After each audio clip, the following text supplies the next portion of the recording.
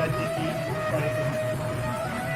चलिए हम पुरानी वीडियोस को लेकर के आज आपके लिए यादगार वीडियो तैयार करते हैं और आप बताइए कि हम ये वीडियो को कैसे हैं।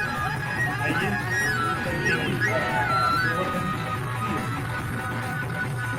आप देख रहे हैं ये मथुरा जंक्शन का पुराना फोटो है और ये रिनोवेट किया जा चुका है अब बहुत ही सुंदर ढंग से। और यहाँ पर एक लिस्ट आप देख सकते हैं जिसमें ब्रज के प्रमुख मंदिरों के खुलने का समय आदि का विवरण दिया गया है।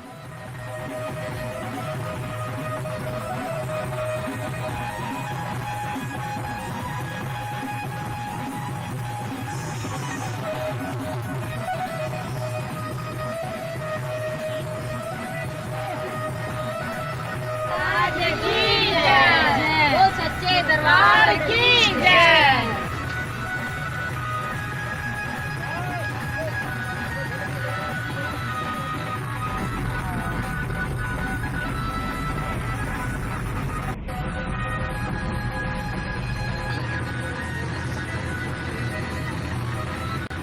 हमने बाहर निकलकर टैक्सी की और उससे गोवर्धन की तरफ जयकारे लगाते हुए और गाते बजाते हुए चल दिए। यदि आप भी जाएंगे तो आपको भी ऐसा ही माहौल देखने के लिए मिलेगा। लगभग आधा से 1 घंटे की यात्रा के उपरांत हम लोग अब गोवर्धन नगरी में थे। बहुत ही सुंदर और प्यारी नगरी।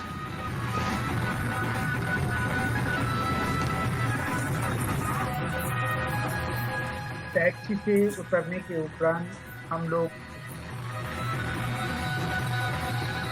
आगे बढ़े।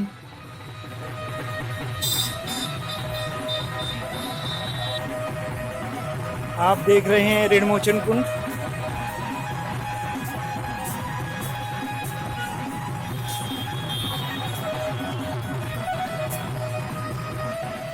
कहते हैं कि इसमें स्नान करने से सभी ऋणों से मुक्ति हो जाती है, लेकिन यह परिक्रमा मार्ग में नहीं पड़ता।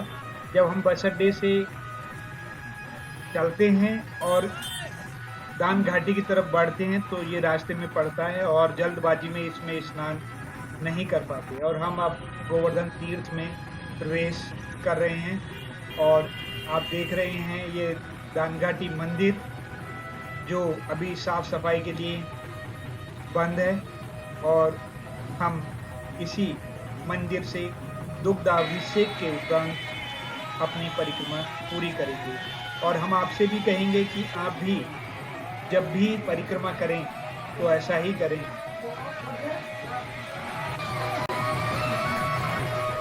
मंदिर में प्रवेश करने के उपरांत हमें दर्शन होते हैं भगवान शंकर जी के, साथ ही साथ गिरिराज जी के, जिन्होंने गोवर्धन को अपने उंगली पर उठाया हुआ है। और यहीं पर अनेक देवी देवताओं के विग्रह भी हमें देखने के लिए मिलते हैं।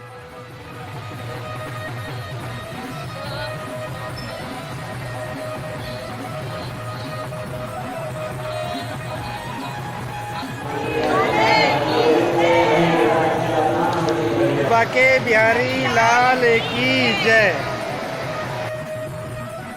अगरबत्ती आदि जलाने के उपरांत हम आगे बढ़े।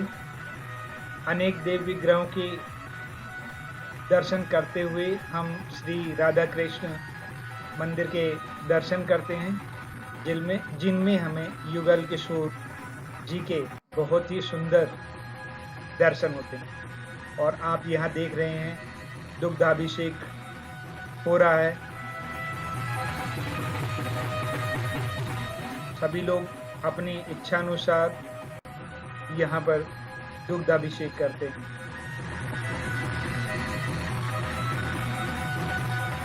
साथ ही अब आप देख रहे हैं दान घाटी मंदिर में मुखारविंद जी के दर्शन और ये 56 भोग जो भक्तों के द्वारा वहाँ पर प्रसाद के रूप में अर्पित किए गए हैं।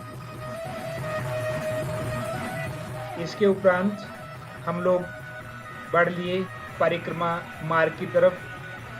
यह वही मार्ग है जहाँ से हम लोग परिक्रमा शुरू करेंगे और सभी लोग यहीं से परिक्रमा शुरू करते हैं, लेकिन उससे पहले वे 1, 3, 5, 7, 11 या अपनी इच्छा शक्ति के अनुसार दंडवत करके ही आगे बढ़ते हैं। आप यहाँ देख रहे हैं कि अधिकतर लोग दंडवत कर रहे हैं और यहीं से परिक्रमा का आरंभ कर रहे हैं। अधिकतर लोग परिक्रमा का समापन मानसी गंगा में स्नान करने के उपरांत कर लेते हैं और उसके बाद अपने घरों की तरफ निकल लेते हैं, लेकिन ऐसा नहीं करना चाहिए और हम ऐसा नहीं करेंगे। हम वापस यहीं दानघाटी मंदिर में आएंगे, दर्शन करेंगे और उसके उपरांत हम लोग आगे बढ़ेंगे अपने घर की तरफ।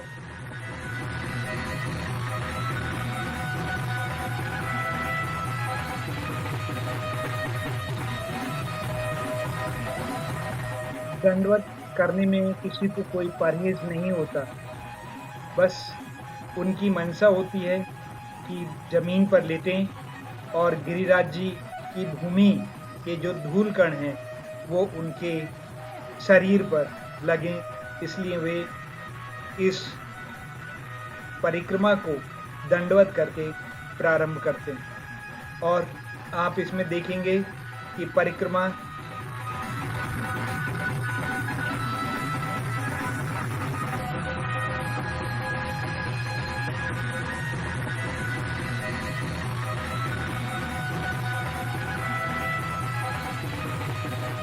जहाँ कदम कदम पर आपको लंगर अर्थात भंडारे की व्यवस्था देखने के लिए मिल जाएगी।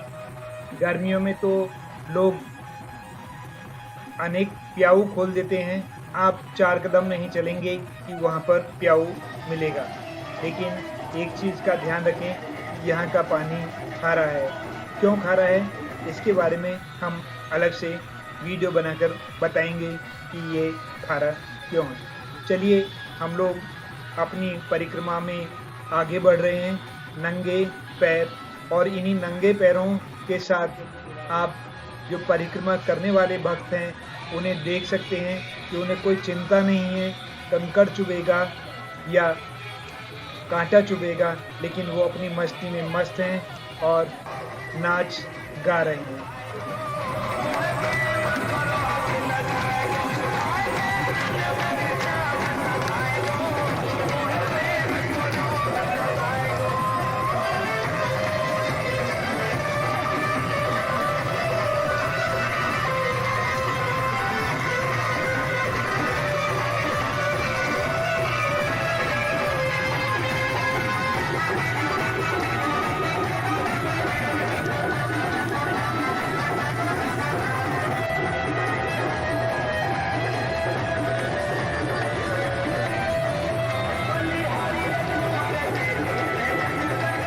परिक्रमा दिन में भी और रात में भी की जा सकती है, लेकिन दिन में परिक्रमा अगर करनी है तो हम आपको सलाह देंगे कि आप सर्दियों में आएँ, क्योंकि उस वक्त गर्मी कम होती है और उस वक्त रात्रि में परिक्रमा नहीं लगाई जाती या ना के बराबर लोग लगाते हैं।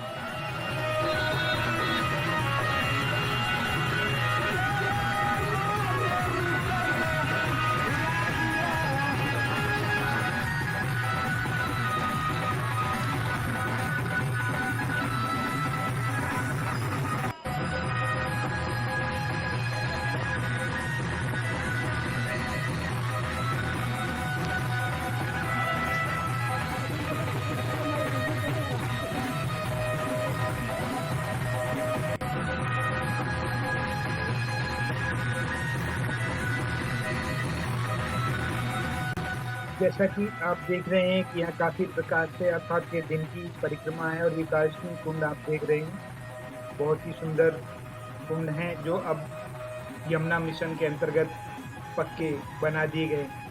पहले यहाँ कच्चे गड्ढे हुआ करते थे और ये आप बहुत ही सुंदर दृश्य देख रहे हैं। हाथों में मुरली, और ये भक्तों के बैठने के लिए स्थान बनाया गया है। और यहाँ पर 56 भोग प्रोग्राम चल रहा है। चलिए देखते हैं 56 भोग प्रोग्राम। ये देखिए, गिरिराज जी के लिए 56 भोगों की व्यवस्था। और यह वह स्थान है जहाँ पर गिरिराज जी की यह मंदिर इंद्र के द्वारा किए गए अभिषेक का तथा सुरभि गाय के द्वारा दुग्धाभिषेक का बहुत ही सुंदर उदाहरण है। क्योंकि जब गर्भ खंडित हो गया था तो इंद्र अपने साथ ऐरावत को लेकर आए और आकाशगंगा के जल से उनका अभिषेक किया, जबकि सुरभि गाय ने अपने वंशजों को बचाने के लिए उन्हें ये रास्ता गौरीकुंड के लिए जाता है जो 500 मीटर की दूरी पर है। और हम आगे बढ़ लिए, धीरे धीरे आगे जा रहे हैं। ये रास्ता कुंभन दास जी की बैठक की तरफ जा रहा है। पहले इस कुंड का कुछ पता नहीं चलता था और लोग सीधे निकल जाया करते थे, लेकिन अब इसका जीर्णोद्धार हो चुका है। इस कुंड का नाम है संकर्षण कुंड और हम चाहेंगे कि आप भी इसे देखें, लेकिन ध्यान से, क्योंकि ये जंगली क्षेत्र है और ये पानी भरा हुआ है इसके आसपास और इसमें सर्प आदि तैरते हुए देखे जा सकते हैं। और ये यमुना मिशन के द्वारा पवित्र हरजी कुंड का उद्धार किया गया है। परिक्रमा में बांटकर सेठ रहे उठाए, उससे कचरा जो हुआ उसको कौन उठाए, जो भी उसे उठाए तुमने हो उसका आधार कहलाने का पाप लगेगा फिर भी कर।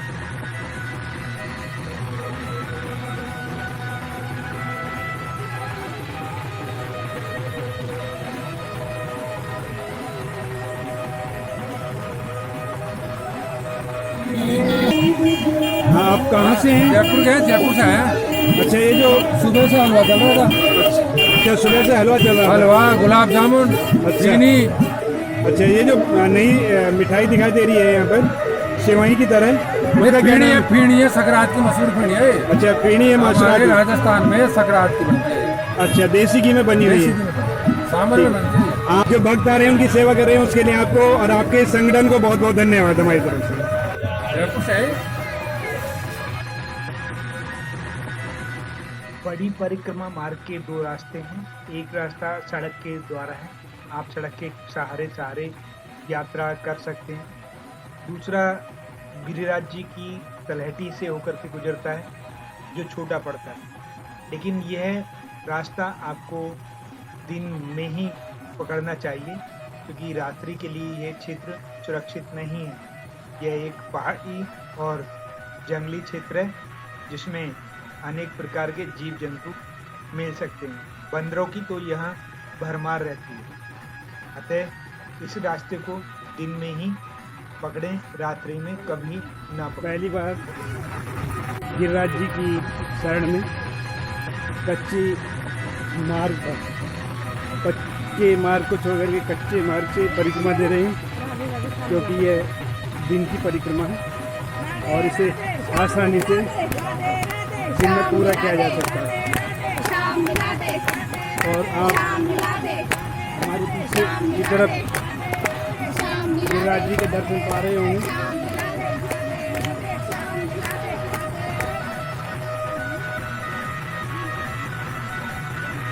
हम चल रहे हैं गिरिराज जी की शरण में, बिल्कुल गिरिराज जी के तरफ।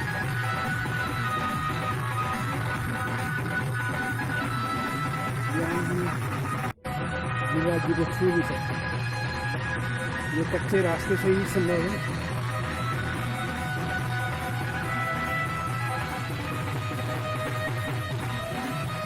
कच्चे रास्ते पर ये संभव नहीं है। वे बजे यहाँ हमारी एक लड़की की कुपड़ निकल आई, बेचारी अच्छी बनी। हमने सड़क वाला रास्ता इस परिक्रमा में लिया है और दूसरा रास्ता आप हमारी दूसरी वीडियो परिक्रमा ऐसे छोटी पड़ती है में देख सकते हैं। आइए हम सड़क के रास्ते से परिक्रमा लगाते हैं।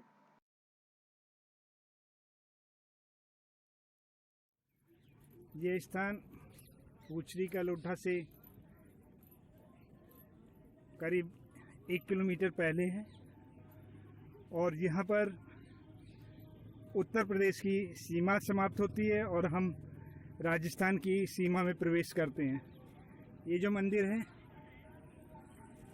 या जो द्वार बना हुआ है ये इसीलिए है। और आप देखिए ये लिखा हुआ राजस्थान की सीमा प्रारंभ, गौरवशाली राजस्थान में आपका स्वागत है। और ये मंदिर बना हुआ है यहाँ पर।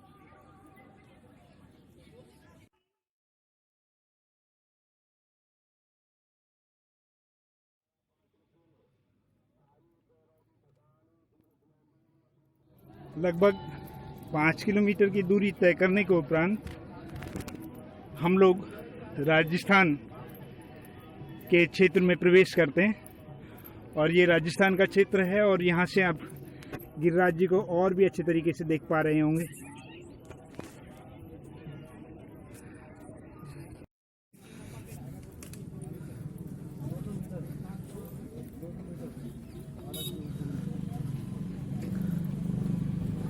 ये यहाँ पुलिस चौकी है।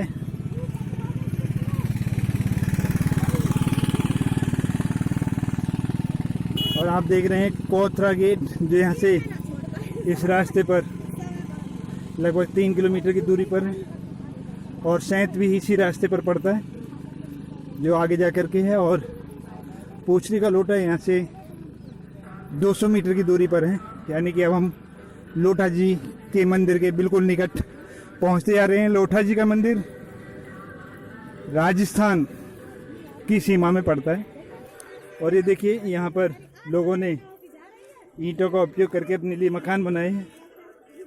कहते हैं कि ये मकान जो बना लेता है उसको गिरिराज जी या तो इसी जन्म में फिर अगले जन्म में और या अपने बैकुंठ में रहने के लिए स्थान प्रदान करते हैं। यह स्थान है पूछरी का लोठा। यहाँ लोठा जी का मंदिर है।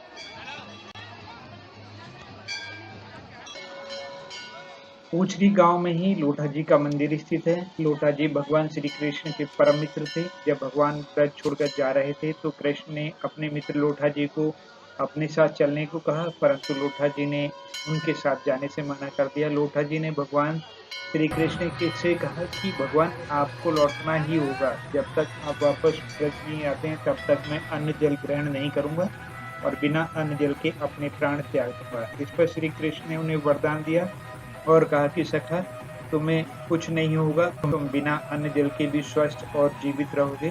भगवान कृष्ण के जाने के बाद लोठा जी तपस्या में लीन हो गए।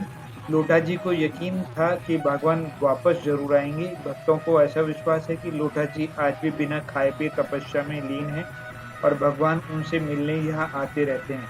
इस प्रकार अंततः यहाँ श्री लोठा जी का मंदिर स्थापित किया गया। भक्त यहाँ कर अद्भुत शांति का अनुभव करते हैं। यह मंदिर एक भक्त की अनूठी श्रद्धा का प्रतीक है। इसके बारे में कहा जाता है कि धनी धनी पूछरी का लोठा, अन्न खाए न पानी पीवे ऐसे ही पड़ोस लोठा। पूछरी का लोठा में लोठा जी के दर्शन करना अनिवार्य माना गया है, क्योंकि ऐसा कहा जाता है कि यहाँ दर्शन करने से किसी के परिक्रमा करने की पुष्टि हो जाती है। यहाँ दर्शन की परिक्रमा की अर्जी लगाने के समान माना जाता है। अतः कुछ क्षण यहाँ बैठकर या रुककर गिरिराज जी का ध्यान अवश्य करना चाहिए ताकि आपकी परिक्रमा की हाजिरी लग सके।